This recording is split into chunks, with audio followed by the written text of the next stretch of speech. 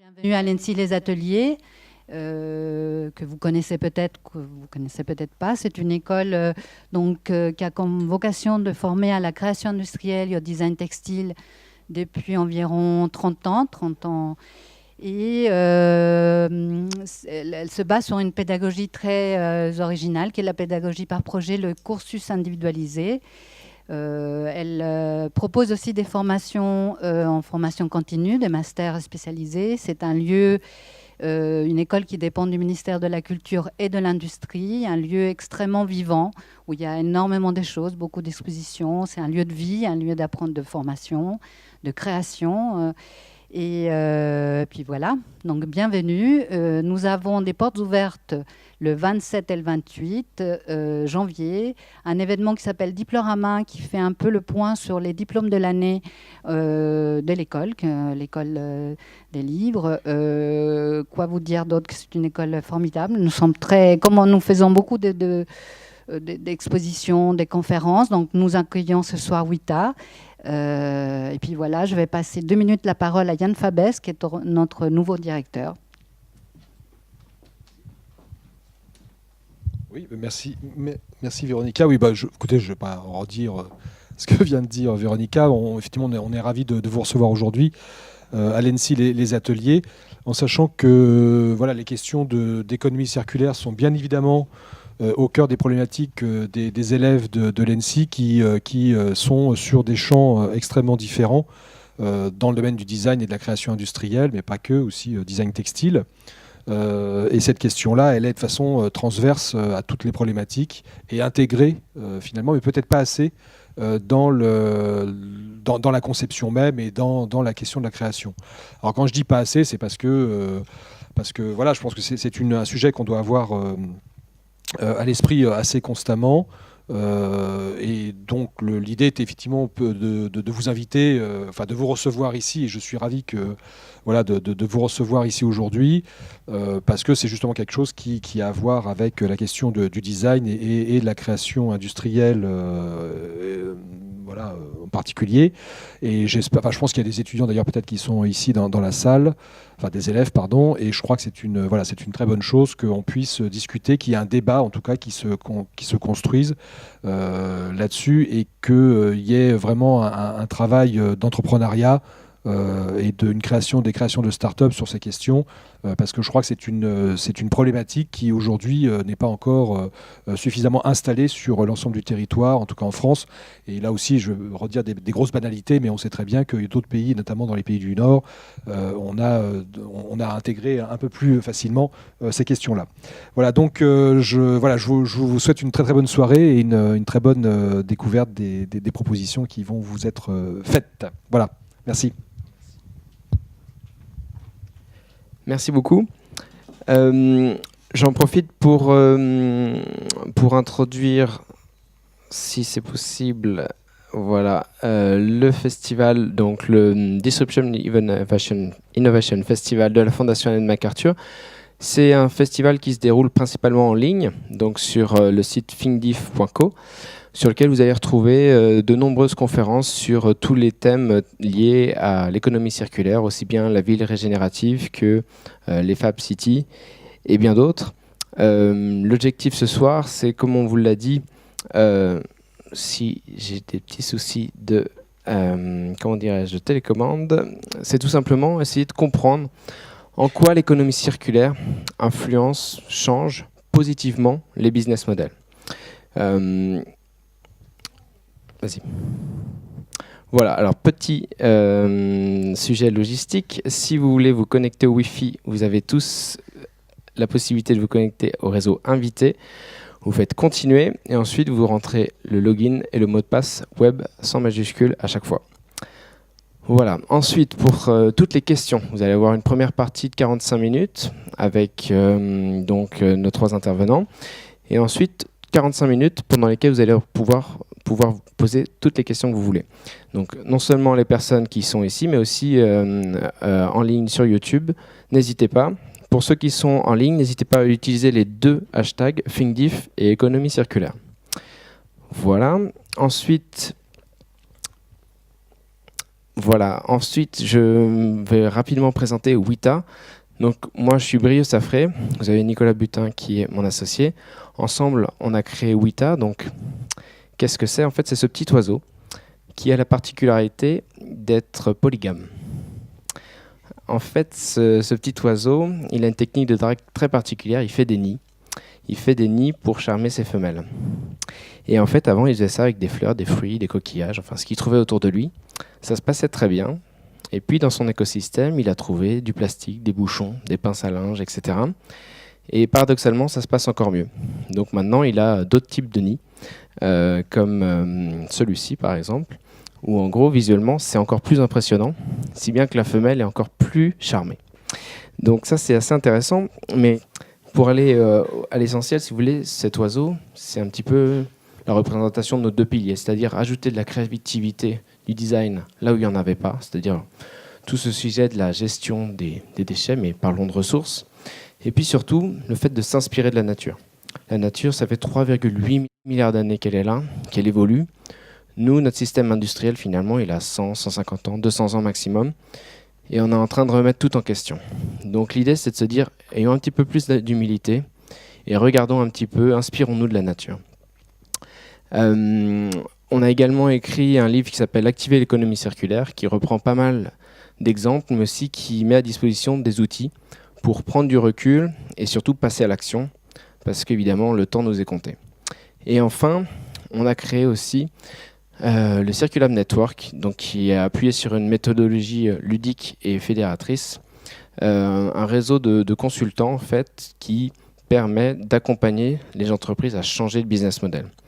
Donc c'est un réseau qui est présent dans 13 pays avec 35 consultants.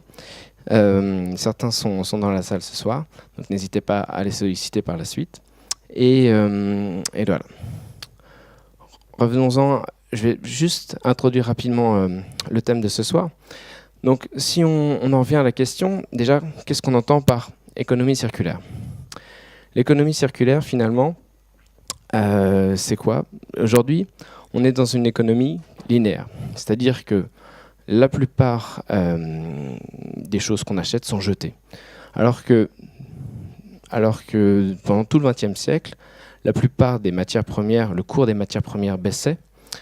On avait, depuis le début des années 2000, on a une tendance sur les prix qui est beaucoup plus à la hausse et beaucoup plus instable finalement. Et donc l'idée, c'est de se dire que, ok, on a de plus en plus de difficultés sur les ressources, mais d'un autre côté, on a de plus en plus de déchets. Il y a seulement 30% des choses qu'on jette qui sont véritablement recyclées. 70% des choses aujourd'hui sont plutôt soit enfouies, c'est-à-dire stockées, on arrive sur des champs et on balance ce qu'il y a, ou brûlées. Donc vous vous doutez bien qu'il y a une perte de ressources qui est énorme. Quand vous êtes dans un système fini, comme notre planète finalement, vous avez un stock limité. Si vous faites ça, à long terme, ça ne peut pas continuer. Si bien que l'idée, c'est de reprendre cette courbe et de la tordre au maximum pour arriver à une économie circulaire. L'économie circulaire, finalement, ce n'est pas uniquement du recyclage. La plupart du temps, c'est un petit peu un abus de langage. Mais finalement, quand on parle de recyclage, c'est seulement quand vous prenez une matière et vous essayez de refaire une matière. Mais le recyclage, finalement, ça ne fait que repousser le problème. C'est-à-dire que si vous prenez un meuble en bois massif, vous allez le broyer, vous allez peut-être faire un panneau de particules, puis vous allez peut-être le rebroyer, vous allez faire un panneau de moins bonne qualité. Mais finalement, vous n'avez fait que repousser le problème. L'idée, c'est de dire optimisons les ressources. Et donc, remontons un petit peu les différentes étapes. Faisons en sorte peut-être d'avoir des pièces de façon à pouvoir les démonter et refabriquer d'autres produits.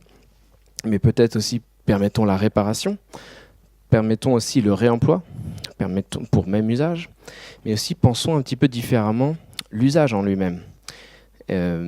Typiquement, une voiture ne sert que 3, 4, 5% du temps.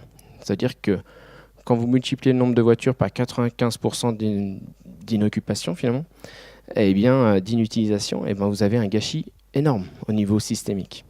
Et donc l'idée, finalement, c'est de se dire, designons nos produits, nos services de façon vertueuse en intégrant ces différents aspects. Ensuite, qu'est-ce qu'on entend par business model? Si on reprend un petit peu la définition classique, eh bien, c'est un modèle économique, business model, donc, décrit les principes selon lesquels une organisation crée, délivre et capture de la valeur. C'est surtout sur le terme de valeur en fait qu'on va être un petit peu challengé. C'est-à-dire qu'aujourd'hui, jusqu'à présent, quand on parle de valeur, c'est uniquement la valeur économique, financière. Mais on se rend bien compte qu'on ne peut pas continuer comme ça. Si on ne s'occupe que de l'aspect business, on va droit dans le mur. Donc l'idée, c'est aussi d'intégrer l'aspect social, l'aspect environnemental, pour aller plus loin et à faire quelque chose de vraiment cohérent. Essayons d'être un petit peu plus positif. Encore. Merci. Et donc l'idée, c'est de se dire, mais si on va sur l'aspect positif, c'est-à-dire, allons sur l'aspect surtout holistique, c'est-à-dire que nous ne nous consacrons pas uniquement à un seul prisme. Donc, si on va sur l'aspect holistique, ça concerne quel aspect? C'est-à-dire qu'aujourd'hui, quand on innove, on va toujours à l'intersection de finalement ce qu'on sait faire, quelle technologie on va utiliser finalement, et surtout, qu'est-ce qui est rentable? Qu'est-ce que le marché va acheter finalement? Mais l'idée, c'est d'aller plus loin. On est dans une école de design, et les designers vous diront, ben oui, il manque quelque chose, c'est l'humain, c'est l'utilisateur. Donc, qu'est-ce qui est intéressant d'un point de vue esthétique, d'un point de vue ergonomique, d'un point de vue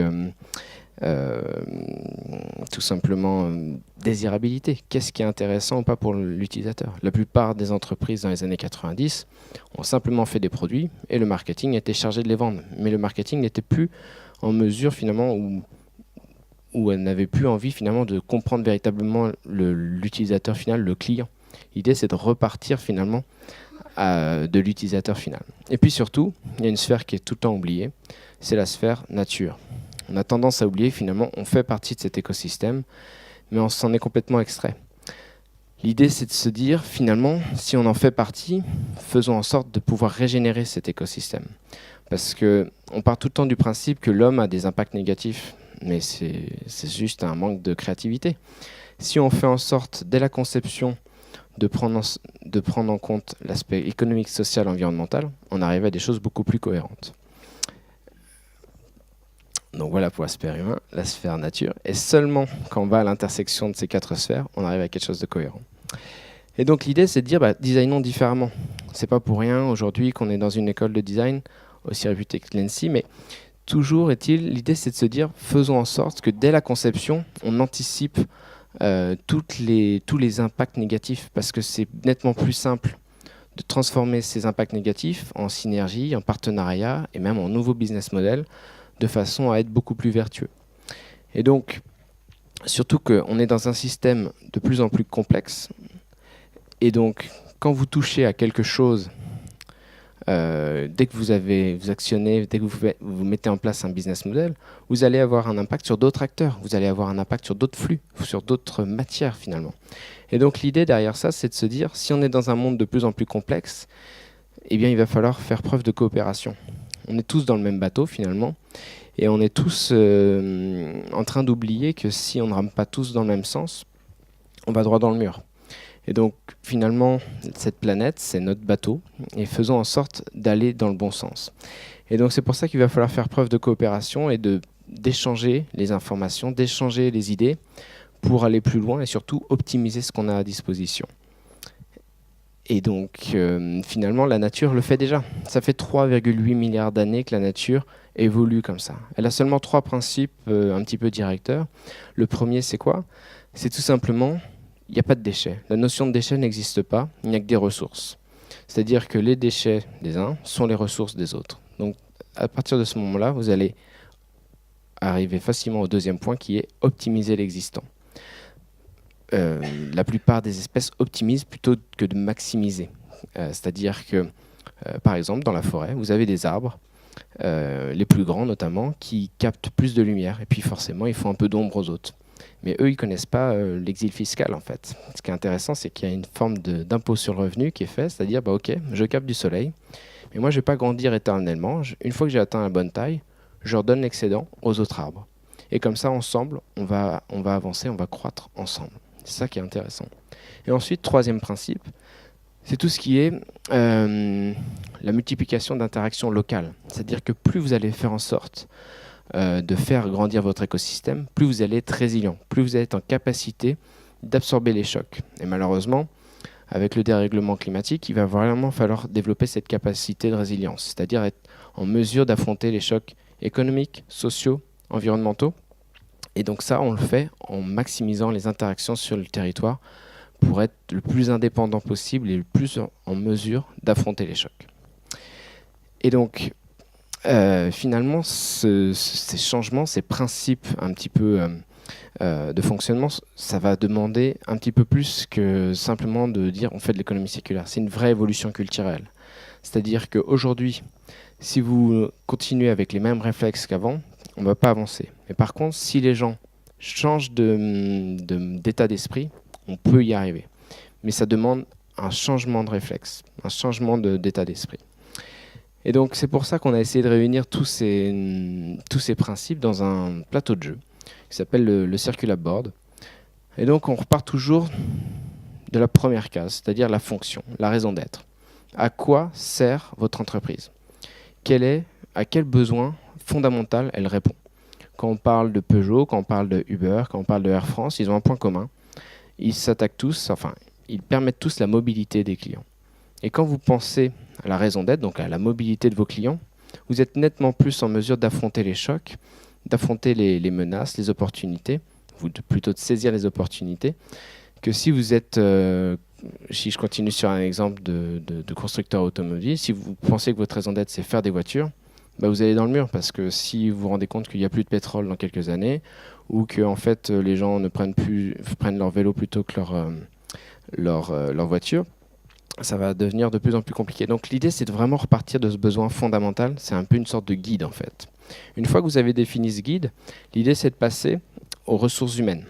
Donc tout ce qui est activités clés. Quelles activités clés, quelles compétences vous avez besoin au sein de votre entreprise pour mettre ça en place. Et ensuite, quels sont les partenaires, c'est-à-dire quels sont les fournisseurs, les acteurs avec qui vous allez vous associer pour mettre en place ce business.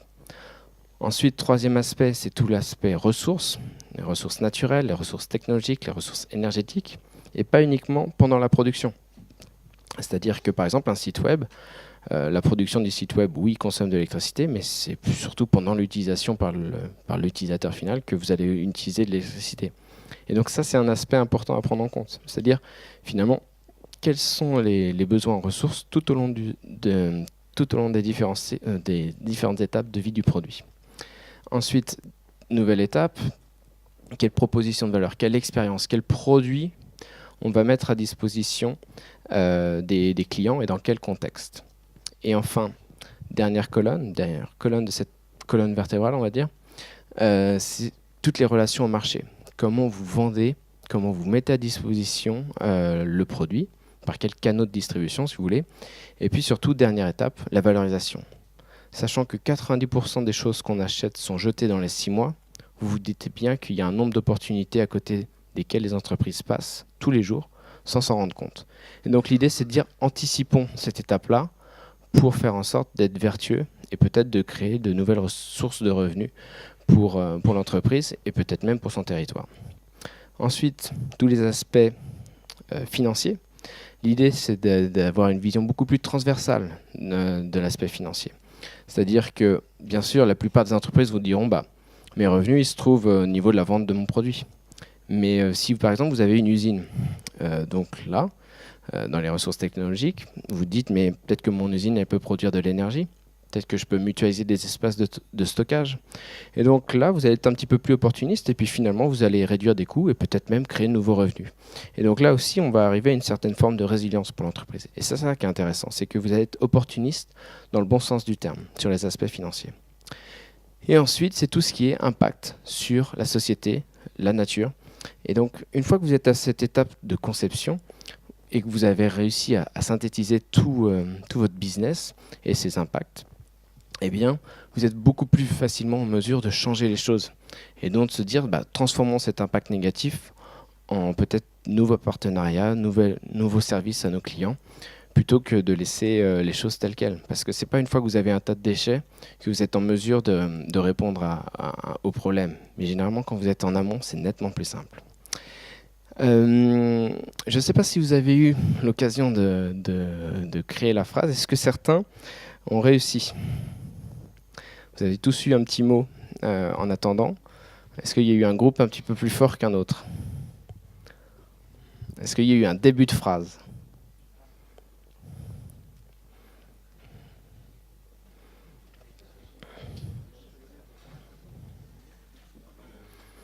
Bon, je reconnais que vous n'aviez pas beaucoup de temps pour le faire.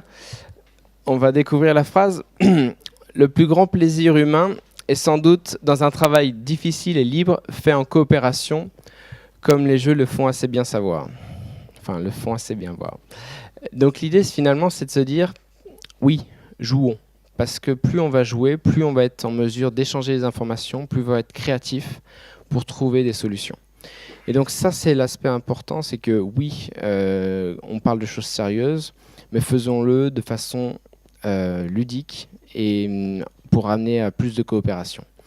Parce qu'on est dans une situation, une période qui est on ne peut plus compliquée, mais si on rajoute, comment dirais-je, la difficulté et l'ennui à des sujets sérieux, on ne va pas les résoudre. Mais c'est pour ça que chez Wita, on passe par le jeu pour faire en sorte de changer les choses.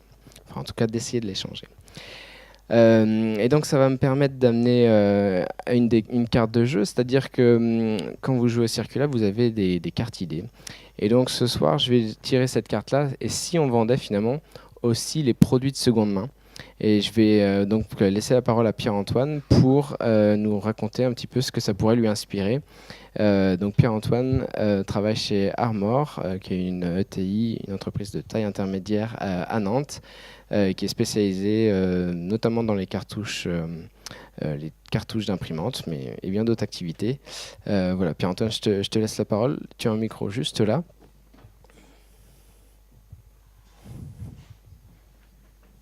Voilà, la parole est à toi. Merci Brieux.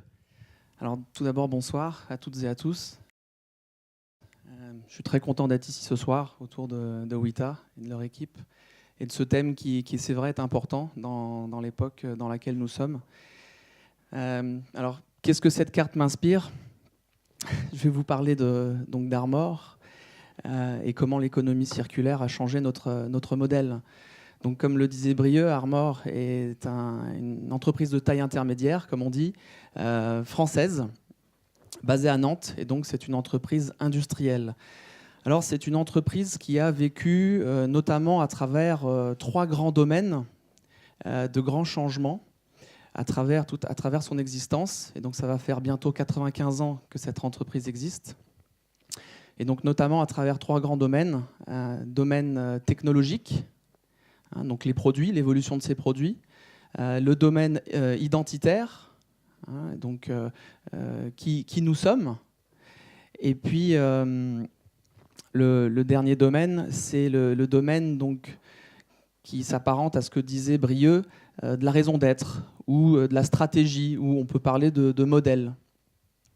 Vous verrez à travers ces 3 modèles, grandes évolutions, à travers ces 3 grandes évolutions dont je vais vous parler, il y a des liens, hein, et également des liens donc, entre ces 3 grandes évolutions, mais aussi avec les époques à travers lesquelles est passé le groupe Armor. Alors je vais revenir à travers les grands changements technologiques. Donc Armor, 1922, est une entreprise qui était connue à l'époque pour son premier produit qui s'appelait l'Armor d'ailleurs et qui était le papier carbone. Donc Armor est une entreprise spécialisée dans les technologies d'impression, a développé le papier carbone, puis ensuite a développé d'autres technologies, hein, donc évolution technologique, les rubans pour machines à écrire, les cartouches jet d'encre et laser pour les imprimantes, les rouleaux ancrés donc pour la technologie transfert thermique, l'impression transfert thermique. Ensuite, les films solaires organiques, encore plus récemment, les films collecteurs de courant pour les batteries des voitures électriques. Et dernièrement, les consommables d'impression 3D, pour l'industrie de l'impression 3D. Alors vous voyez qu'il y a une évolution donc, des produits technologiques à travers donc, les époques pour s'adapter à l'évolution du monde dans lequel on vivait et des besoins des utilisateurs. À côté de ça, il y a l'évolution identitaire. Le groupe Armor est un groupe qui a été créé par 2 personnes, M. Galland et M. Brochard. Ils ont développé cette entreprise pendant plusieurs années. Cette entreprise Armor a été transmise à l'époque à des investisseurs familiaux.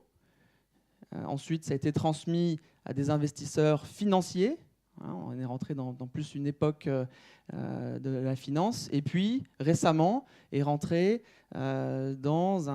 avec des investisseurs. Donc, on est revenu dans un modèle d'investisseur familial où les employés sont devenus actionnaires de l'entreprise. Pareil, vous voyez, évolution à travers les époques. Donc de l'identité de l'entreprise à travers son actionnariat. Et enfin, la troisième grande famille d'évolution, comme je vous le disais, c'était la raison d'être ou le modèle, puisqu'au début, dans la première grande partie, on développait des produits pour répondre à la demande. Donc on était dans l'économie de l'offre et de la demande, donc on faisait des produits de qualité, au bon prix, pour répondre à la demande des clients. Et puis, plus récemment, Armor, maintenant, n'agit plus dans ce sens-là, mais se pose la réelle question de ce que le groupe peut apporter, quelle contribution le groupe Armor peut apporter dans la société. Et donc maintenant, nous avançons avec des enjeux de société. Donc nous nous posons la question, qu'est-ce qu'Armor peut apporter en termes d'enjeux de société? Et nous en avons 3 principaux aujourd'hui. Le premier enjeu, c'est de garantir la sécurité des hommes et des femmes à travers la traçabilité des produits. La technologie, notamment transfert thermique, sert à imprimer des codes barres, et pas n'importe quel code barre, des codes barres qui peuvent être sur des produits alimentaires ou d'autres types de produits, et dont la caractéristique est d'avoir une parfaite qualité et de pouvoir durer et résister à n'importe quel type de conditions, notamment climatiques. Donc c'est la traçabilité. Si on perd la traçabilité, on perd cette notion de sécurité. C'est le premier enjeu auquel Armor veut répondre aujourd'hui. Le deuxième enjeu, c'est à travers la préservation des ressources naturelles, en apportant la lumière et l'électricité à tous, notamment à travers notre activité lancée en 2008 à travers un programme de recherche et développement pour fabriquer du film solaire organique. C'est un film souple, mince, presque transparent, qui potentiellement peut être mis sur n'importe quel type de surface et vous apporter l'électricité à travers la lumière directe ou indirecte. C'est notre deuxième enjeu. Et le troisième enjeu auquel on veut répondre aujourd'hui, c'est de faire face à cette limitation grandissante des ressources naturelles en utilisant les déchets. Et ça, notamment à travers notre activité cartouche jet d'encre, cartouche laser et consommable d'impression 3D, en utilisant des produits déjà existants. Voilà, donc vous voyez trois grands domaines d'évolution du groupe Armor. Et dans la dernière phase, la phase la plus récente, actuelle, vous voyez qu'entre l'identité, où c'est les employés avec la direction qui sont, je dirais, maîtres de l'entreprise, donc il y a ce côté humain qui ressort, qui est très important. D'un point de vue technologique, nous sommes sur des technologies de pointe récentes, le film solaire, l'impression 3D, dont on dit que l'impression 3D va participer à la troisième révolution industrielle. Et puis de modèles. On n'est plus sur une économie linéaire, production de masse, grande consommation, j'achète, je jette, mais plutôt sur une logique de réutilisation, d'économie des ressources. Voilà, ça c'était pour une présentation originale du groupe. Maintenant, en quoi est-ce que l'économie circulaire favorise la mutation de notre modèle? Et là, je vais vous parler plus particulièrement de l'activité cartouche d'imprimante, jet d'encre laser pour imprimante et consommable d'impression. On est parti d'un double constat. Le premier, en ce qui nous concerne, dans notre activité de cartouche. Alors, le principe de cette activité, et ça depuis les années début 2000, c'est qu'on prend des cartouches d'imprimantes qui ont déjà servi une fois pour les remettre en état et pour qu'elles servent au moins une deuxième fois, voire une troisième si c'est possible. Alors comme le disait Brieux tout à l'heure, on n'est pas tout à fait dans l'économie circulaire. On est dans le recyclage, mais on ne fait que repousser la fin de vie de ce produit, parce qu'une cartouche, pour garder le niveau de qualité attendu par les utilisateurs, on doit changer un certain nombre de pièces, et au bout d'un moment, changer toutes les pièces revient à refaire une cartouche neuve, et auquel cas, le modèle économique ne tient pas. Donc, Armor est déjà engagé dans le développement durable à travers ce principe de remanufacturing, comme on l'appelle, à travers cette activité de cartouches et d'encre et laser. Et donc, on a fait un constat que seulement 20% des cartouches qui ont servi une première fois peuvent être réutilisées. Et quand bien même elles sont réutilisées, elles ne peuvent pas être utilisées à l'infini. Ça veut dire qu'à la fin, il y a 100% des cartouches qui sont des déchets. Donc autant de matières qui sont détruites et qui ne sont pas réutilisées. Et donc on s'est dit, mais qu'est-ce qu'on peut faire ? Aller plus loin que la cartouche réutilisée, qu'est-ce qu'on peut faire de ces matières ? Et donc on a décidé d'aller plus loin et d'être, comme tu disais, un peu opportuniste, mais dans le bon sens du terme. C'est-à-dire ces matières, qu'est-ce qu'on peut en faire ? Pas forcément au sein et dans le cadre de l'activité du groupe, mais avec d'autres entreprises, d'autres industriels qui partagent ces mêmes problématiques et qui souhaitent accéder, non pas donc à des cartouches ou à des composants, mais à des matières. Donc on a mis en place tout un système, un processus de démantèlement des cartouches en fin de vie pour séparer tous les composants en fonction des matières, métaux et plastiques, c'est les deux grandes familles, et puis travailler avec des industriels qui pouvaient directement être intéressés à réutiliser ces composants. On parle de 350 millions de cartouches vendues par an, et ce sont autant de matières premières, secondaires, donc plastique, 43%, et le reste de métaux, qui peuvent servir. Donc on a eu cette première démarche.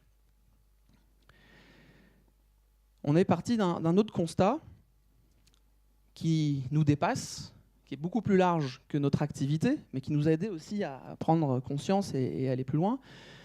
C'est que sur Terre, chaque année, et notamment en 2015, il y a eu 350 millions de tonnes de plastique qui ont été consommées, plastique vierge.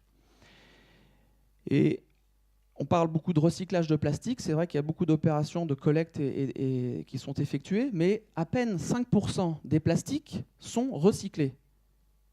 Alors, Brieux parlait de 30% de recyclage de tout ce que l'on consomme. Le verre et les métaux augmentent la moyenne. Vous voyez, mais les plastiques baissent considérablement la moyenne.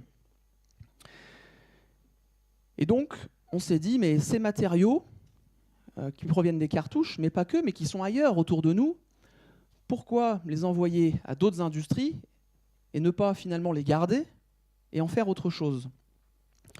Et c'est là où on a décidé d'aller plus loin, et notamment en créant cette dernière activité dont je vous ai parlé, donc l'activité de fabrication de consommables d'impression pour l'industrie 3D. On s'est dit, ces matières, donc qui viennent des cartouches, au lieu de les envoyer à des partenaires qui fabriquent d'autres produits, on va les garder et on va fabriquer des produits qui restent, je dirais, dans la cohérence du développement du groupe.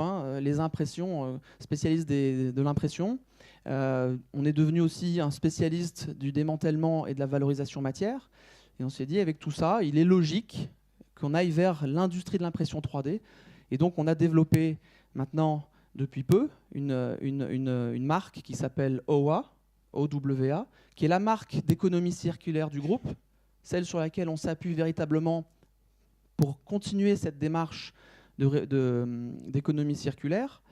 Et donc, ces consommables d'impression 3D, donc qui sont des filaments aujourd'hui, dans un premier temps, pour les imprimantes de fabrication additive, sont fabriqués exclusivement à partir de la réutilisation de matières qui proviennent des cartouches, donc de l'activité du groupe Armor, mais aussi de matériaux qui proviennent d'autres industriels, qui ont des matières, qui ne savent pas quoi en faire, et on les réintroduit dans un processus qu'on a mis en place pour fabriquer ces produits. Alors, ça va plus loin, puisque notre vision pour l'impression 3D, qui est une industrie qui va bouleverser nos modes de production et de consommation.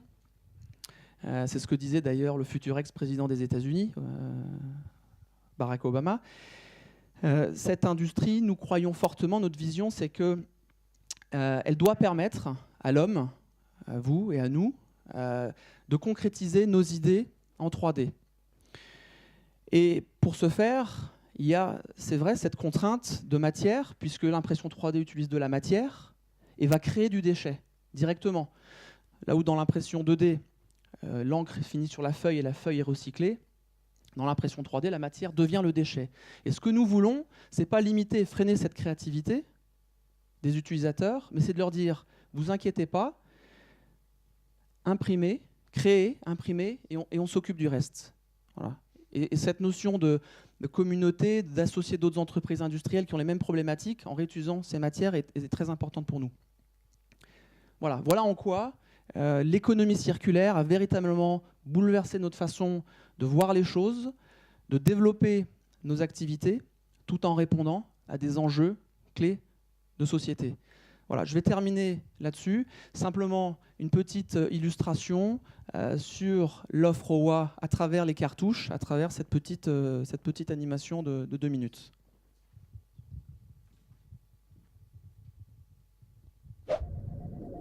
À des milliers de kilomètres de chez nous, quelque part entre Hawaï et la Californie, se forme un continent d'un genre nouveau, un continent 6 fois plus grand que la France et créé par les hommes, ou plutôt par leurs poubelles. Tout cela peut paraître loin de nous, beaucoup trop loin pour nous sentir concernés. Mais tous les jours, à notre niveau, nous contribuons aussi à créer trop de déchets. Chaque année, chez nous en Europe de l'Ouest, 360 millions de cartouches d'impression sont achetées. Et chaque année, 70% de ces cartouches sont incinérées ou mises en décharge. Pourtant, nous continuons inlassablement de croire certaines promesses et de jeter nos cartouches sans nous soucier de ce qu'elles deviennent une fois collectées, fermant ainsi les yeux sur les tonnes de déchets que nous produisons. Il est temps que les choses changent, c'est certain. Mais comment ? Tout simplement en nous inspirant des cycles de la nature dans lesquels les ressources d'aujourd'hui sont également les ressources de demain. Adapté à la cartouche, un tel cycle s'appelle OWA. Une démarche complète de valorisation des cartouches laser lancée par Armor. Une démarche dans laquelle votre cartouche usagée aura réellement une seconde vie. Mais au fait, comment ça marche OWA ? OWA, c'est une solution qui comprend tout d'abord une large gamme de cartouches laser remanufacturées. Ça veut dire qu'elles sont issues du réemploi de cartouches ayant eu une première vie. L'autre pilier fondamental de la solution OWA, c'est d'assurer une deuxième vie aux cartouches usagées. Après leur avoir fourni un carton de collecte, Armor vient récupérer les cartouches laser usagées directement dans les locaux des entreprises clientes. C'est aussi simple que ça. Une fois collectées, toutes les cartouches sont triées. Celles encore en état de marche sont remanufacturées et testées avant de repartir pour un tour sur le marché des cartouches. Les autres sont intégralement démantelés matière par matière. Tous les composants sont donc valorisés sous forme de matières premières secondaires, utilisées dans la fabrication de nombreux produits neufs, comme des accessoires de bureau. Astucieux, non ? Et comme il est important de montrer l'exemple, OWA permet à chaque entreprise cliente de rendre visible son action en lui dressant un bilan matière personnalisé. La boucle est bouclée. L'utile redevient utile et aucune ressource n'a été perdue dans le processus. C'est ça, OWA. Une bonne nouvelle pour la planète et pour les entreprises.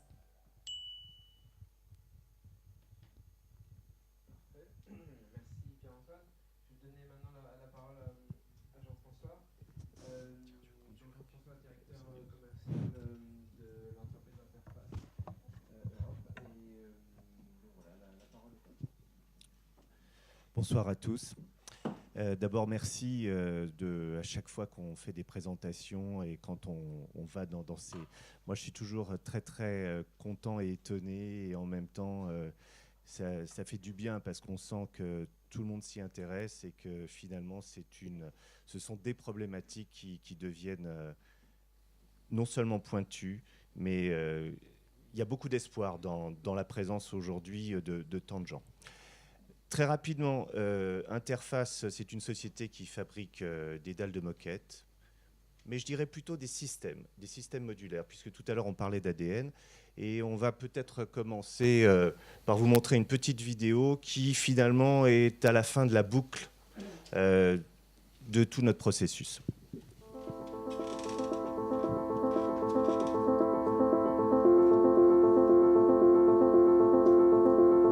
The livelihoods of the people in this part of the Philippines is completely dependent upon the sea, one way or another.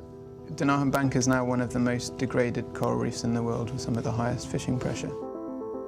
Fishers use, especially in the Philippines, use a lot of monofilament nylon nets. When discarded nets get into the marine environment and they just hang around, they can last for 600 plus years. This is a really high performance engineering plastic. You know, nylon 6 is in our carpet. It's also in lots of other products that people will use every day. So we want to make sure that material can be used again. Networks is a program that takes discarded fishing nets from impoverished communities and recycles them into carpet tile. The idea is to collect discarded fishing nets off the beaches or get them from fishers as soon as they have finished using them. What's really important about this program is that it's not a one-shot beach cleanup for some nice pictures. It's actually about how do you institutionalize nets and ultimately other material recycling in communities in a way that benefits them in the long term. Hilaw man ako nga someday mo abot ra gid ang panan nga mahurot ang tanang pukot diri sa kayunan. Kay daghan naman nga mosundog namo. Mga sample nga gihatag nga ipatan-aw namo dire. Ako nakita nga dako day kay mahimo ang maong pukot. The product is still our product, beautiful carpet tile. It will look the same, but there'll be this story behind the material. This to me is the start of us being a restorative enterprise. We're giving back and giving opportunities that are way beyond what maybe people would think a carpet tile company could do. And this is only the beginning.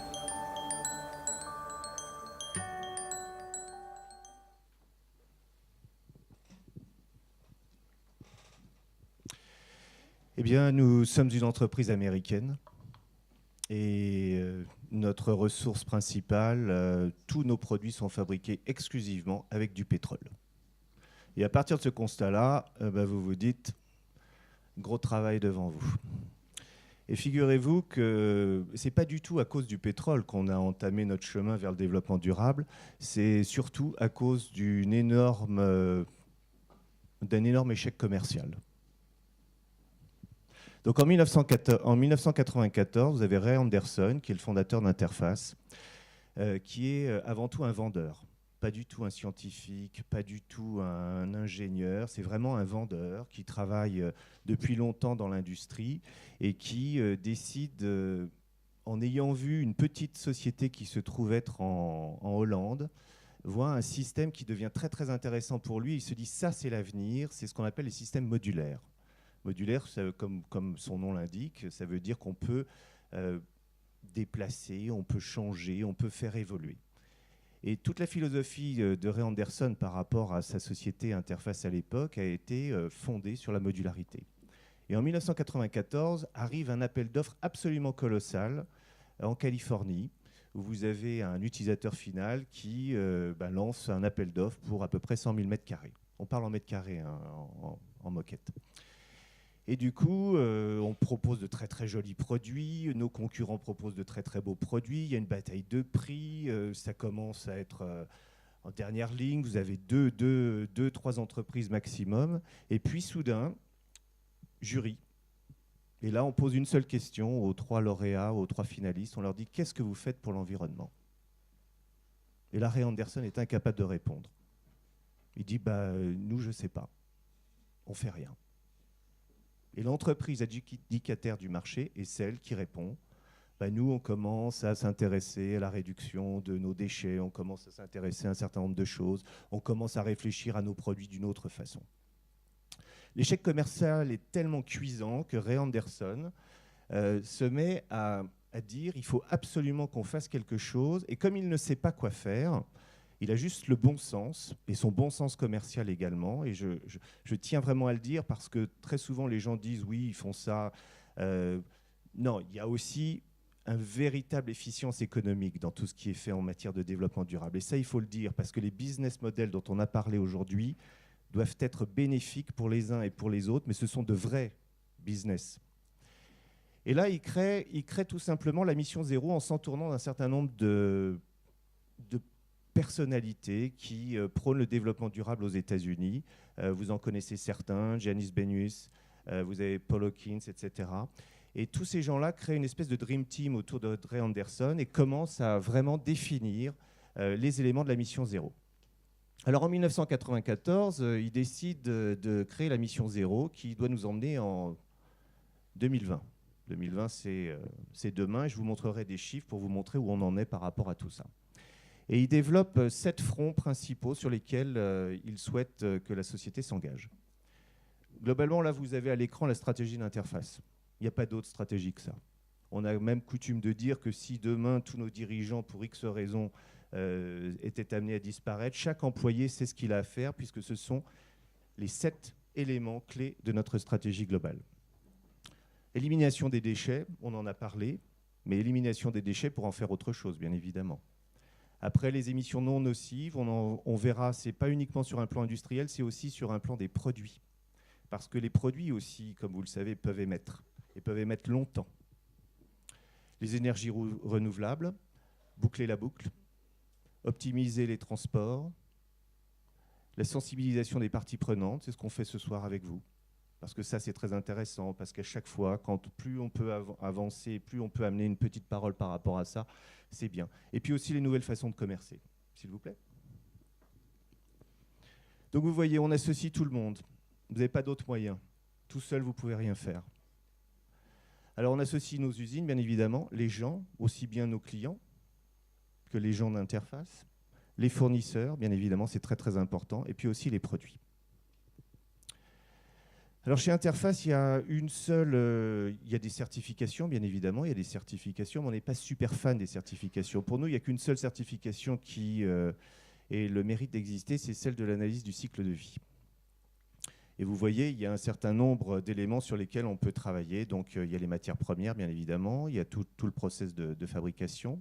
Il y a le transport qui est un poste qui est relativement important et sur lequel il est très très difficile aujourd'hui au regard des us et des coutumes. Si vous dites, bien, écoutez, on va vous envoyer votre marchandise sous 4 semaines parce qu'elle va partir en péniche, vous avez le client qui dit non, mais je la veux pour demain, je suis prêt à payer un DHL et puis envoyez-la moi par hélicoptère. Vous voyez, le développement durable, là, il est vraiment très très loin. Et puis l'usage et la maintenance, écoutez, c'est vous. Parce que plus on fabrique des produits qui vont avoir un cycle de vie de plus en plus long, eh bien ce pourcentage de 8% va augmenter parce que vous allez de plus en plus les aspirer. On parlait tout à l'heure d'utilisation, mais il y a aussi ça dans l'analyse du cycle de vie. Et puis l'élément sur lequel on peut vraiment beaucoup travailler, ce que tu as dit tout à l'heure, c'est sur le cycle en fin de vie. Alors dans la fabrication de ce fameux produit qui est que du pétrole, eh bien, vous avez un certain nombre de composants. Et chez Interface, on s'intéresse à travailler sur la totalité des composants selon tout un certain nombre de principes, aussi bien sur le fil, qui est du polyamide 6 en règle générale ou du polyamide 6,6, sur le backing, qui est la partie sous-couche. En fait, là, vous avez la description d'un joli hamburger américain. Une dalle de moquette, c'est fabriqué comme un hamburger avec des couches les unes sur les autres. Et moi, quand je suis arrivé tout à l'heure, on m'a donné un petit mot pour faire la phrase. Le petit mot, c'était le « en », le lien.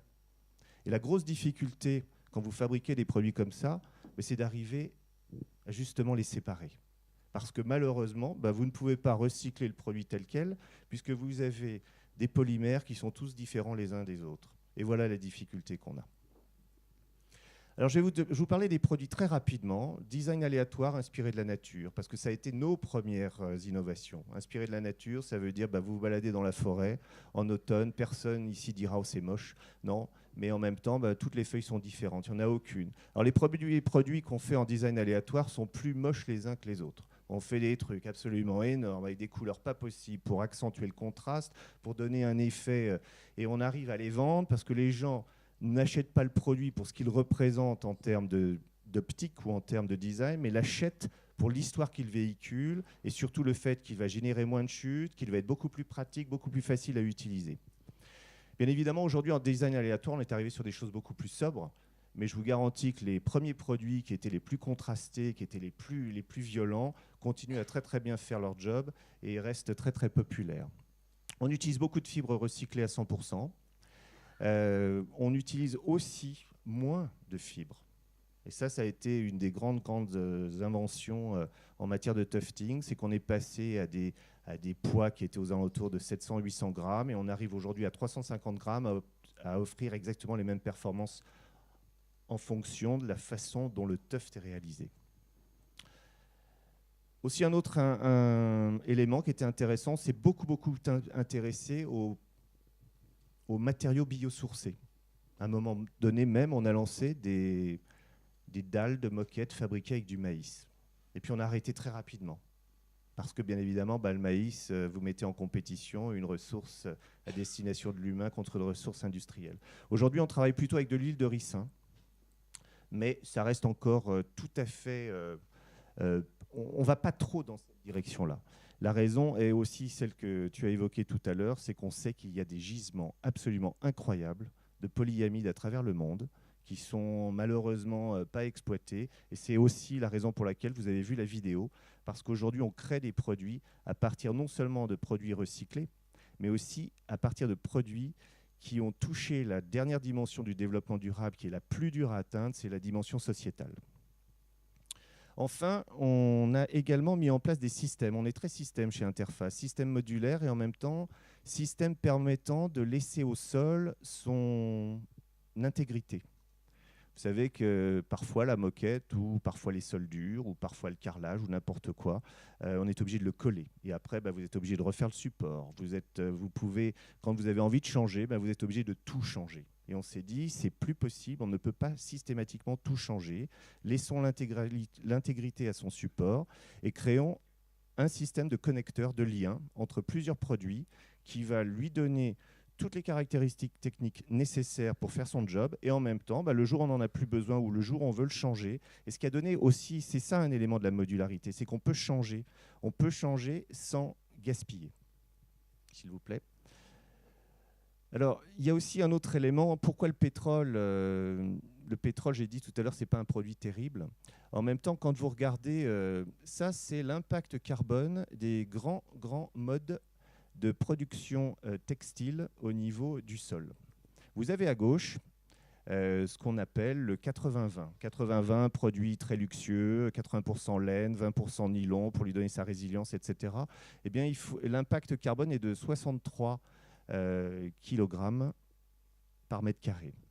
Et vous voyez, on travaille avec, à performance équivalente, on est aujourd'hui capable de produire des produits qui ne vont, eux, émettre que 3 kg de CO2 au mètre carré.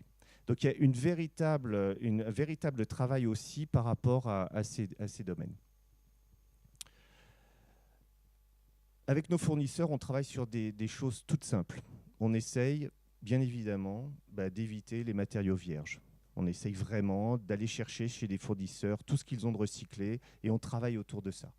On a des essais qui sont parfois concluants, on a des essais qui sont parfois catastrophiques, on tâtonne énormément parce que ce n'est pas toujours aussi évident.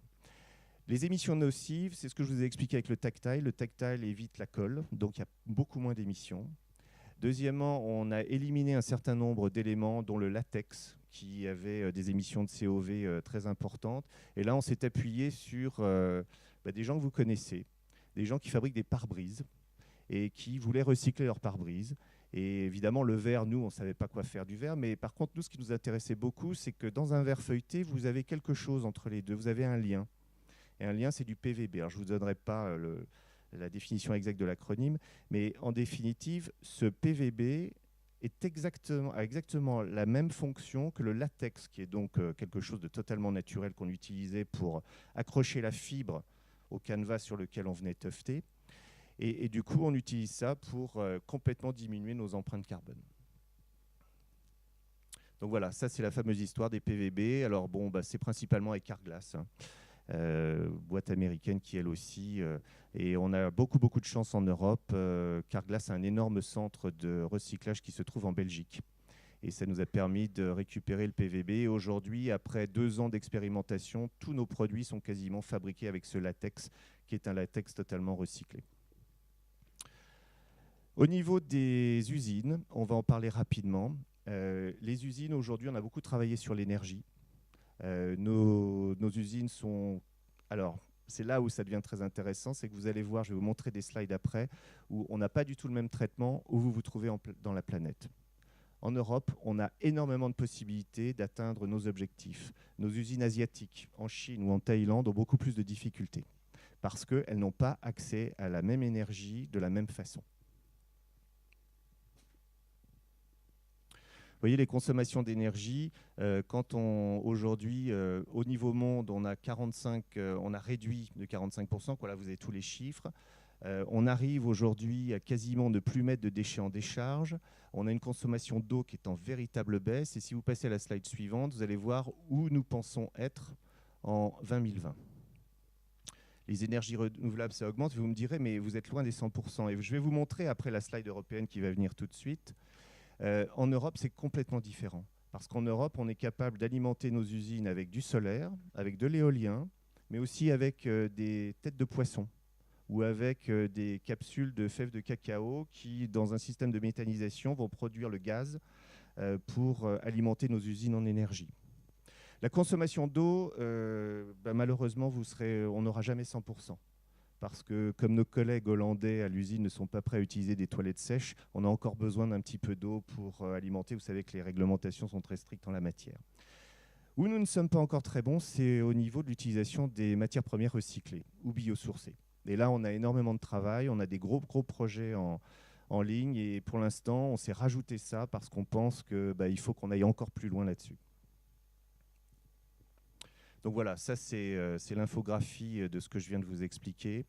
C'est un véritable succès pour l'Europe, et on utilise le modèle européen maintenant sur nos usines aux États-Unis, et on l'utilise également sur nos usines thaïlandaises. On aura un peu plus de mal en Chine, et en ce qui concerne l'Australie, ça vient d'être terminé dernièrement.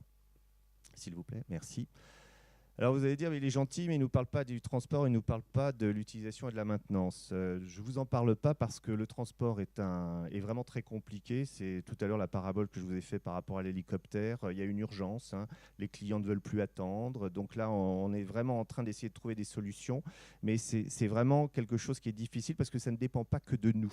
Et c'est la raison pour laquelle il faut absolument, quand vous rencontrez un utilisateur final, quelqu'un qui va acheter des produits pour un gros bâtiment, il faut aussi absolument lui parler de ça. L'utilisation et la maintenance, ça c'est beaucoup plus compliqué parce qu'aussi c'est un peu tabou. Les gens aiment bien entretenir correctement, et plus nos produits sont longs, comme je vous l'ai expliqué tout à l'heure, malheureusement ce pourcentage augmente. La fin de vie, c'est probablement ce qui est le plus intéressant. Nous avons une machine qu'on appelle chez nous Shakira parce qu'elle bouge du bas-ventre pour séparer les différents composants qu'on va mettre dans la machine. Cette machine, elle est très intéressante, mais elle a un seul défaut, c'est qu'elle n'aime pas les différents matériaux. Donc on a mis très très longtemps à caler le procédé. Parce que quand ça s'échauffe, le système de... Vous savez, on est sur du pétrole, donc automatiquement, si ça s'échauffe, ça fond, etc. Donc ça a été très long. Mais aujourd'hui, ça fonctionne assez bien. Et ça nous donne une des solutions pour le recyclage ou pour le réemploi. Donc chez Interface, il y a 3 façons de recycler. Il y a une façon que vous allez voir là, et on ne se cache pas, puisque c'est très transparent. On fait aussi de la valorisation énergétique. Vous avez certains déchets que vous récupérez, que vous ne pouvez pas utiliser à nouveau dans un process de fabrication. Je crois qu'il ne faut absolument pas se voiler la face. On ne pourra jamais tout réutiliser au niveau fabrication, et malheureusement, on est obligé de faire de la valorisation énergétique. Maintenant, la valorisation énergétique est beaucoup plus intéressante que la mise en décharge, qui était encore le lot commun il y a encore très peu de temps, même en France. Le réemploi, c'est aussi ce que vous avez évoqué tout à l'heure. C'est la façon de tout simplement remettre dans le marché, après nettoyage, après recalibrage, etc., des produits qui, de toute façon, une fois qu'ils sont remis au goût du jour en termes de calibrage, peuvent encore avoir une vie sur des marchés différents, sur des marchés parallèles, peut-être pas premium, mais il y a tout un tas. Et là, pour ce faire, on s'est associé avec une entreprise qui fait de la réinsertion professionnelle, parce que c'est un moyen aussi de toucher la partie sociétale. Enfin, le re-entry, c'est ce que je vous ai expliqué. On a donc un moyen de recycler complètement nos produits. Voilà, Network, c'est ce que je vous ai expliqué. Network, c'était pour nous le premier pas dans le business model totalement inclusif, probablement le plus compliqué à atteindre, puisque pouvoir toucher la totalité des éléments du développement durable en une seule fois était vraiment compliqué. Alors nos futurs projets, bien sûr, plus de mise en charge dans les usines, continuer à réduire jusqu'à 95% les émissions des gaz à effet de serre, augmenter considérablement les matières premières recyclées ou biosourcées, continuer bien évidemment à réduire l'empreinte carbone des produits, et puis c'est récupérer les produits en fin de vie. Et ça, c'est vraiment le gros challenge parce que c'est très très compliqué. On a aujourd'hui en Europe 4 centres qui le font de façon dynamique et correcte, la France, la Grande-Bretagne, les Pays-Bas et puis la Suisse. Voilà. Alors, je ne vous ai pas mis ça pour vous dire qu'Interface avait été pendant longtemps en haut. Chaque année, il y a un espèce de baromètre des entreprises qui s'engagent le plus pour le développement durable. La seule chose qu'on retient, c'est que depuis 1997 qu'existe ce classement, nous, on est très très contents d'être là.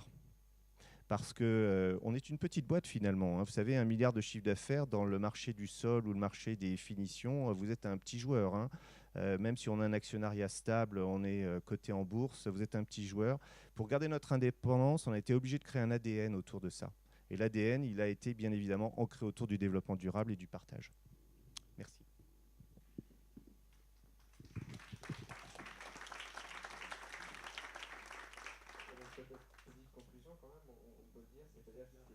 Si Interface peut le faire, tout le monde le peut. Et donc effectivement, l'idée c'est de faire en sorte que chaque entreprise, chaque organisation puisse se dire on peut aller plus loin finalement que ce qu'on a fait jusqu'à présent.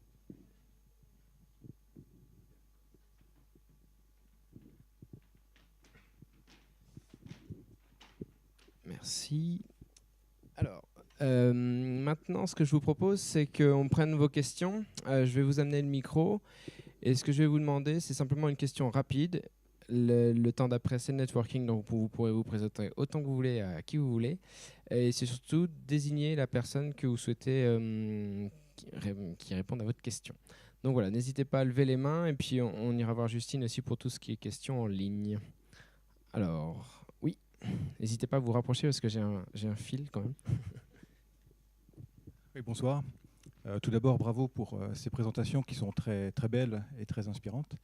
Moi, j'ai une question pour vous, Interface.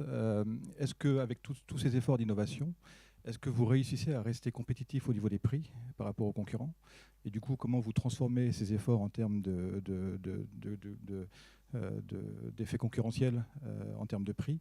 Et deuxièmement, est-ce que vous partagez certaines innovations avec vos concurrents dans un but un peu plus large pour du coup contribuer à l'environnement en associant du coup des entreprises qui peuvent être concurrentes avec vous?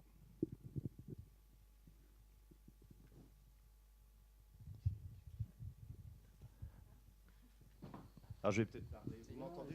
C'est bon? Voilà. Première question.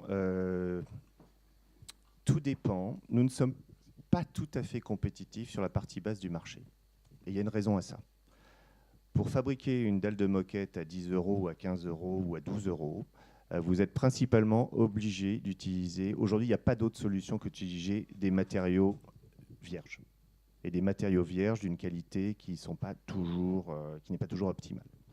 Donc là-dessus, on a un choix stratégique qui est de dire on diminue nos marges pour rester compétitif sur ce créneau. Sur la deuxième question, est-ce qu'on partage? Oui, on partage. Je sais qu'il y a éventuellement des confrères dans la salle. Tous les confrères aujourd'hui qui évoluent sur notre marché ont des produits dits aléatoires. Ont des produits qui ont été créés dans les années fin 97-98, qui sont les fameux produits dont je parlais tout à l'heure, qui étaient au début très très moches. Tout le monde a ça. Quand vous lancez un certain format, vous avez des gens qui vous suivent. Oui, est-ce qu'on partage directement en s'associant ou en s'asseyant avec les designers ou avec les développeurs de nos concurrents? La réponse est non. Mais nous faisons partie d'organisations professionnelles où nous discutons de ces développements à un moment donné. Bien évidemment, on a toujours un avantage stratégique à ne pas tout révéler tout de suite, mais à partir du moment où c'est sur le marché, il est presque normal et même rassurant que les gens vous suivent. Quand les gens ne vous suivent pas, moi je serais très inquiet. On va juste prendre une question en ligne. Alors, donc cette question est pour Interface.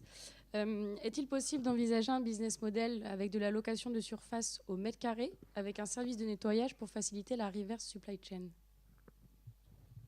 Alors la réponse est que ça existe déjà.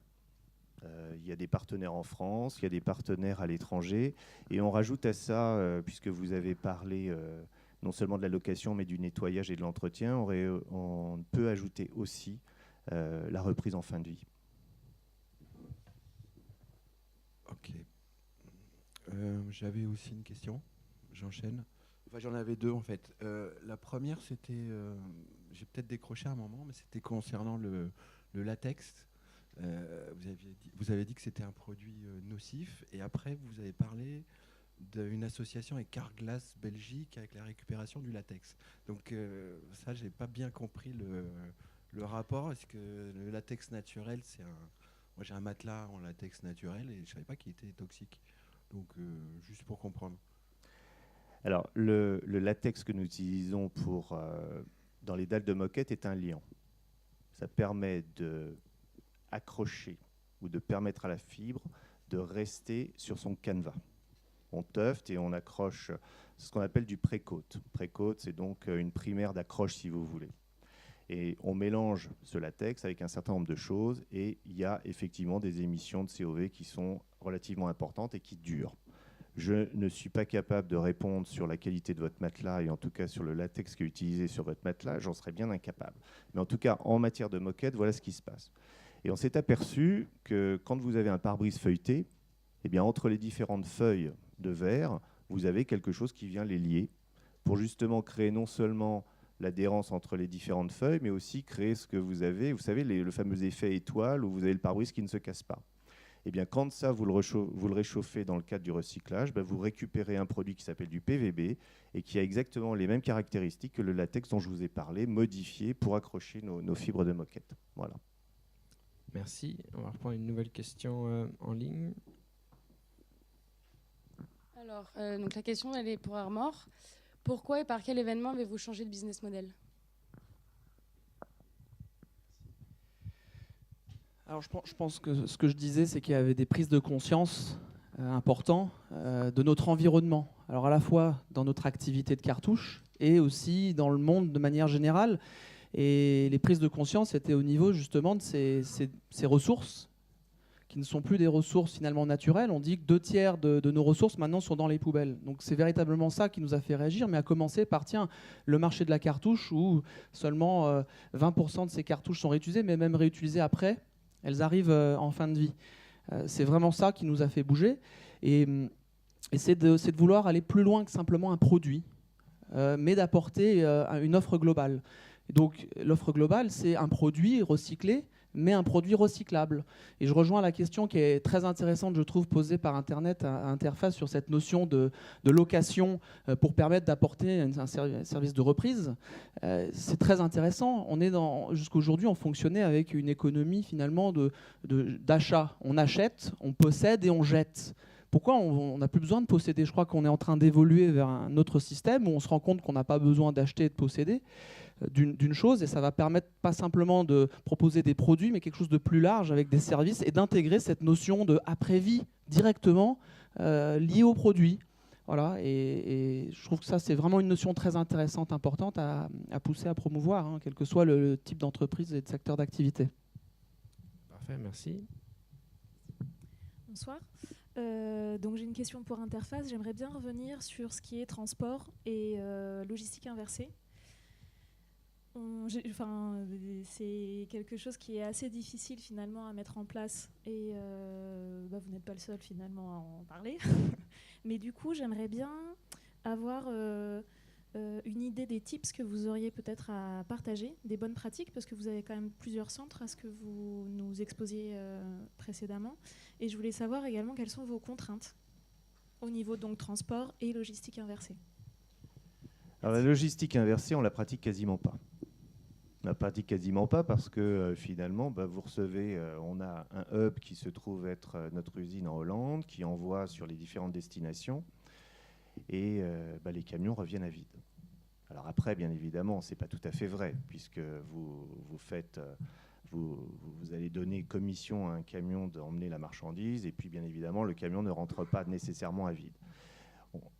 On vient de parler de fin de vie, on vient de parler de take-back, on vient de parler, et c'est probablement là où on arrivera le plus facilement à mettre en place des systèmes de flux inversés, en utilisant nos reprises de moquettes pour les réenvoyer directement au niveau de notre étoile en Hollande, afin de réutiliser la marchandise. Et pour l'instant, on n'y est pas du tout. Et c'est très difficile. Alors, une question pour Wita. En plus du changement culturel, quels sont pour vous les freins à lever pour développer l'économie circulaire dans les entreprises? Bonsoir. J'ai une grosse question en plus. Quels sont les freins culturels? Alors, en plus du changement culturel, quels sont pour vous les freins à lever pour développer l'économie circulaire dans les entreprises? Alors, pour nous, donc, je suis l'associé de Brieux, comme vous avez pu le constater. Les freins, peut-être pour nous, en tant qu'agence aussi, déjà, on est une jeune entreprise, et de crédibiliser en fait déjà le sujet de l'économie circulaire, ça n'a pas été simple, et c'est toujours pas très évident. Donc nous, il y a un réel enjeu sur parler du sujet, et aussi de s'entourer d'entreprises qui sont un peu les pionnières de cette nouvelle économie. Et c'est passé par un changement culturel aussi, je dirais, en nous-mêmes. Déjà de comprendre tout ça et d'analyser tout ça, et d'aller un petit peu en recherche de bonnes pratiques. Alors pas que sur la logistique inversée, mais aussi sur la gestion des matières premières, la gestion de l'énergie, comme Brieux l'a expliqué au début, nous on s'inspire beaucoup de la nature en fait, dans toute notre approche.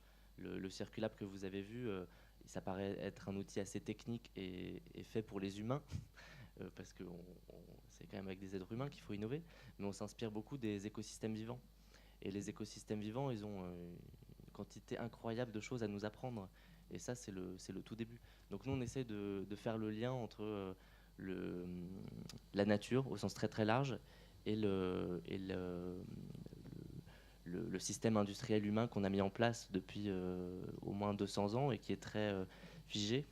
Et il est peut-être encore plus difficile d'innover, je pense, dans les pays industrialisés, parce que les infrastructures sont là et elles sont bien établies. Alors que dans les pays dits émergents, je pense qu'il y a aussi beaucoup de choses à faire, parce qu'on peut passer directement d'un modèle linéaire ou émergent à quelque chose qui serait directement de l'ordre du circulaire. Voilà. 2 minutes, parce qu'on avait dit 2 minutes pour réponse de questions. Oui, il paraît. Bonjour, alors j'avais envie d'avoir plus de précisions concernant les bilans matières personnalisés, et puis j'avais aussi envie d'en savoir plus sur le réemploi chez Interface. Alors, à qui s'adresse? J'imagine que le bilan matière personnalisé, c'est pour Armor. Voilà, d'accord. D'accord. Et la deuxième partie, donc, je vous laisse repréciser la question. Le bilan personnalisé, le bilan matière personnalisé, c'est pour Armor effectivement, mais ça peut être pour les deux, c'est quelque chose, ou les trois, c'est quelque chose qui se diffuse. Et le réemploi, c'est plutôt pour Interface. Et justement sur le réemploi, en savoir plus. D'accord. Allez-y. Alors en ce qui concerne le bilan matière, on voulait, dans notre principe d'économie circulaire, et donc de boucler la boucle, ce qu'on voulait, c'était maîtriser l'ensemble du process, mais pas simplement voilà, proposer, dire à l'entreprise ce qu'on faisait, mais c'est aussi leur prouver. On voulait vraiment aller jusqu'au bout de cette démarche en leur apportant la preuve. Et le bilan matière, qu'est-ce qu'il apporte? C'est un document que l'on remet à l'entreprise annuellement et qui vient détailler matière par matière, donc ce qui a été recyclé par rapport à la collecte des cartouches de cette entreprise. On travaille donc avec des entreprises françaises qui consomment donc des cartouches OWA. OWA, donc c'est une offre globale avec un produit qui est une cartouche recyclée et un service qui est la collecte des cartouches. Et donc on met en place des cartons de collecte auprès des entreprises qui sont récupérés quand ils sont pleins et on va démanteler et revaloriser les matières. Et l'entreprise, on lui dit voilà, cette année on a récupéré tant de cartouches, c'est devenu tant de matières et c'est devenu voilà, telle chose dans l'industrie avec nos partenaires. Voilà en quoi consiste le bilan matière. Je crois que l'idée c'est d'associer l'entreprise à cette démarche et de lui permettre à elle aussi de montrer en quoi elle s'engage à travers un document clair et détaillé. C'était ça l'idée. Mademoiselle, bonsoir. J'ai bien compris le mot emploi, mais je n'ai pas compris le petit mot qui était devant. C'était réemploi, en fait. Ah, le réemploi. D'accord. Donc, je pensais qu'au début, vous vouliez un job chez Interface, donc on aurait pu en discuter. Mais le réemploi, c'est quoi? Vous avez un produit qui est fabriqué pour durer 15 ans. Voire 30. C'est des produits qui sont très très résistants. Et puis à un moment donné, vous avez un architecte qui passe par là qui dit non, on ne peut plus rester dans ce bâtiment, changeons tout, refaisons la déco, etc. Et puis ce produit, on va l'enlever. Alors pendant des années, on l'enlève, camion, décharge. Et puis aujourd'hui, il y a d'autres... Alors vous pouvez vous poser la question, pourquoi jeter un produit qui a fait son job pendant 7 ans et qui pourrait encore faire son job pendant 15 ans alors que ce produit, s'il est réutilisé correctement, il peut être tout simplement remis non seulement sur le marché, mais selon différents... Alors, ce n'est pas du charity business. On travaille aussi avec des ressourceries qui reprennent des matériaux pour les revendre. On travaille avec des associations, mais on travaille aussi avec des gens qui nous disent écoutez, moi j'ai un bâtiment, il y a 3000 m², j'aurais bien aimé le changer, mais le produit qui m'intéresse, pour reprendre une des premières questions, c'est un produit plutôt haut de gamme. Et alors on leur dit étant donné que c'est un système modulaire, vous pouvez très bien travailler au budget. Travailler au budget, c'est-à-dire qu'on va reprendre vos anciens produits. Certains vont être reconditionnés pour être réutilisés à l'intérieur de votre bâtiment, mais peut-être pas aux endroits où vous auriez... Parce que ne vous leurrez pas, quand vous marchez sur un sol, vous marchez toujours au même endroit. Vous regarderez ce soir en rentrant chez vous, vous marchez toujours au même endroit. Ça veut dire que ce qui est à proximité du mur ou ce qui est à proximité de l'autre mur, vous ne marcherez jamais dessus. Et ça peut être réutilisé parce que ça peut être noble. Donc voilà, c'est comme ça que fonctionne le réemploi. Et après, tout simplement, ça peut être aussi revalorisé, ça peut être recyclé. Il y a plusieurs possibilités. Exactement. Bravo, vous avez compris. On a mis de nombreuses années à comprendre qu'il fallait faire le tri sur site. On faisait le tri bêtement après. Et ça ne marchait pas du tout. On va prendre une nouvelle question en ligne. Alors, la question pour Wita. En tant qu'agence de design... comment le design transforme positivement les business models? Comment le design transforme positivement les business models? Vaste question. Mais j'ai que des questions bien larges, donc il faut que je sois créatif. Le design, déjà, qu'est-ce que c'est le design? C'est quand même un gros machin qu'on pourrait définir pendant très très longtemps. Mais nous, en tant qu'agence, alors on a une agence de design, mais on dit qu'on fait de l'innovation aussi, parce que des fois c'est plus simple de faire comprendre le mot. Et nous, notre démarche de design, elle passe beaucoup par le co-design en fait. Si vous avez compris un petit peu le processus du jeu, c'est un plateau de jeu, donc un jeu, on joue à plusieurs. Et en fait, on est un petit peu feignant, c'est-à-dire qu'on fait travailler nos clients pour eux-mêmes. Donc nous, on leur fournit juste un cadre de départ qui a été designé par nous, à plusieurs d'ailleurs. Et cet outil permet ensuite d'activer l'économie circulaire, qui est le titre de notre livre, par le design. Mais c'est du collaboratif, c'est du coopératif. C'est peut-être du design 2.0 ou 3.0, je ne sais pas. Mais disons qu'on ne le fait pas que nous, designers, en donnant les bonnes manières de faire, parce qu'on ne les connaît pas en fait. En général, quand on commence à travailler avec un client, on connaît un tout petit peu de comment travaille l'entreprise. Et en travaillant avec ses clients, on se rend même compte que même eux, entre eux, ne connaissent pas forcément entre les différents départements comment ça fonctionne totalement. Donc ce processus-là de recherche, création, génération d'idées, et ensuite on parle de prototypage, de passer de l'idée à un projet pilote, c'est tout ça, ce processus de design que nous on fait. 2 minutes aussi. Oui, bonsoir. En fait, je voulais juste poser une question à Armor. Ça concerne la communication que vous faites, en fait, on l'a vu dans votre film, avec vos clients, donc qui sont les entreprises.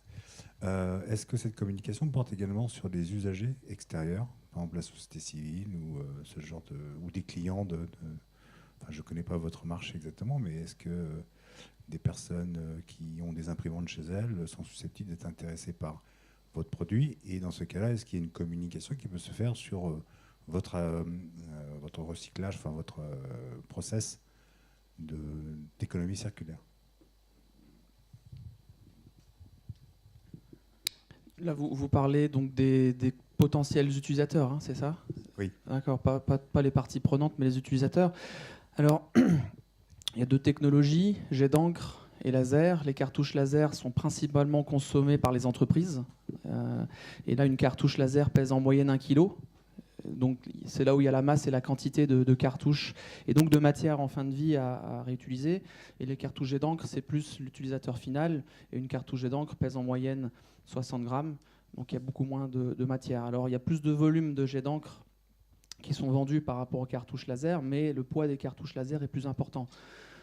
Aujourd'hui, Armor s'adresse donc à ces différentes cibles via un canal de distribution. Donc on fait de la vente indirecte. On s'appuie sur ces distributeurs qui proposent ces produits, donc distributeurs donc pour les entreprises, hein, des l'IRECO, Office Dépôt, Fiducial, etc. Et puis de la grande distribution pour les utilisateurs particuliers. Donc ça, c'est à travers ces canaux-là qu'on adresse nos offres. Pour les entreprises, on a une démarche de prescription, c'est-à-dire que nos équipes vont voir les grands groupes, vont leur parler de notre offre et de l'avantage que ça peut leur amener à différents niveaux. Et ensuite, ils se retournent vers leurs distributeurs pour leur proposer les produits. Voilà, je dirais que c'est le modèle de vente indirecte qui est comme ça, et on fait connaître nos produits de cette manière-là. On pourrait faire plus, oui, c'est vrai. Il y a un grand enjeu de sensibilisation.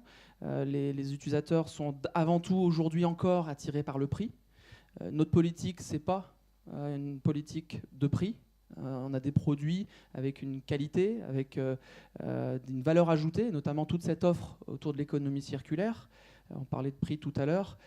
C'est pas plus cher hein, qu'une cartouche à la marque.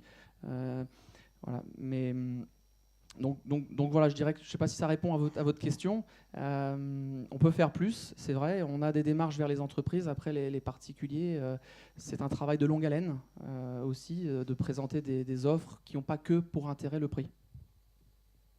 On va prendre une dernière question. Bonjour. Une question pour Wita. Là, vous nous avez présenté deux exemples tout à fait remarquables dans le secteur industriel. Mais aujourd'hui, l'industrie en France, c'est une partie assez réduite de l'économie.